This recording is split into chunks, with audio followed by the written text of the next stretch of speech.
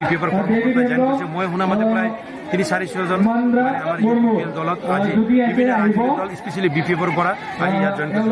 আৰু এটা ভাল খবৰ আপোনালোকক দিব বিচাৰিছোঁ। আপোনালোকে গম পাইছে নিশ্চয় মিডিয়াই মানে অহাকালি 10 তাৰিখ মানে ভাৰত চৰকাৰ, অসম চৰকাৰ আৰু যিবিলাক চিগনেটাৰী আছে তেখেতসকলৰ মাজত এটা ত্ৰিপাক্ষিক মানে এটা আলোচনা হৈ আছে। এই আলোচনাৰ পিছত নিশ্চয় আৰু দ্ৰুত গতিত বিটিআৰ একোটো ৰূপায়ণ হ'ব বুলি আমাৰ ইউপিপিএলৰ যিমান ব্লক কমিটি আছে 40টা ব্লক কমিটি চলি আছে। এনেধৰণে আজি হৰচিং ব্লক কমিটিয়ে প্ৰগ্ৰামসকলে আয়োজন কৰিছে। এই প্ৰগ্ৰামত উপস্থিত হৈ বহুত ভাল লাগিল। আমাৰ হৰচিং ব্লক কমিটিৰ যি এজেণ্ডা, যি মানে উদ্দেশ্য ইউপিপিএল দলৰ আছে, সকলো উদ্দেশ্যে কাম কৰি আছে। এদৰে যদি কাম কৰি আগুৱাই যায় নিশ্চয় এই এলেকাত শক্তিশালী এনে আছে আৰু শক্তিশালী হৈ যাব। আৰু ৰাইজেও ইউপিপিএল দলত থাকি ইউপিপিএল দলক সমৰ্থন কৰি ইউপিপিএলৰ পৰা যি ধৰণৰ এজেণ্ডা বা ভিজন ইউপিপিএল দল লৈছে এই আমি মানে ৰূপায়িত কৰিব পাৰোঁ, নিশ্চয় আগন্তুক দিনত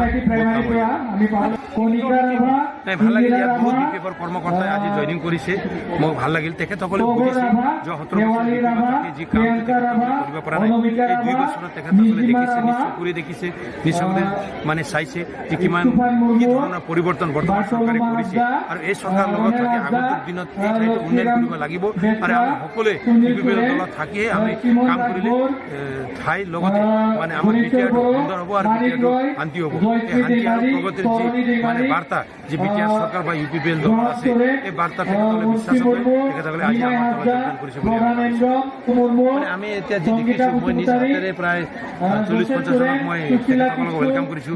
এতিয়াও বহুত মানে আমাৰ বিপিএফৰ কৰ্মকৰ্তা জয়েন কৰিছে। মই শুনা মতে প্ৰায় ৩-৪০০জন মানে আমাৰ ইউপিপিএল দলত আজি বিভিন্ন ৰাজনৈতিক দল স্পেচিয়েলি বিপিএফৰ পৰা আজি ইয়াত জয়েন কৰিছে। এইটোতো বহুত লজ্জাজনক বিষয় আৰু দুৰ্ভাগ্যজনক বুলি ক'ব লাগে। তেখেতসকলে বিশেষ এজন মানে প্ৰাক্তন বিধায়ক, প্ৰাক্তন বিটিচিৰ এজন বিটিচিৰ চিগনেটৰী তেখেতসকল আছিল। তেখেতসকলে এটা শান্তি স্থাপন কৰিব লাগিব ইয়াত। আৰু তেখেতৰ নিচিনা এজন ব্যক্তিয়ে গাৰ্জেন এজনে যদি এই ধৰণৰ মানে তেখেতসকলে কাম কৰে, তেনেহ'লে এইটো আমাৰ কাৰণে বিটিআৰ বাসীৰ কাৰণে এটা দুৰ্ভাগ্যজনক কথা আৰু লজ্জাজনক কথা।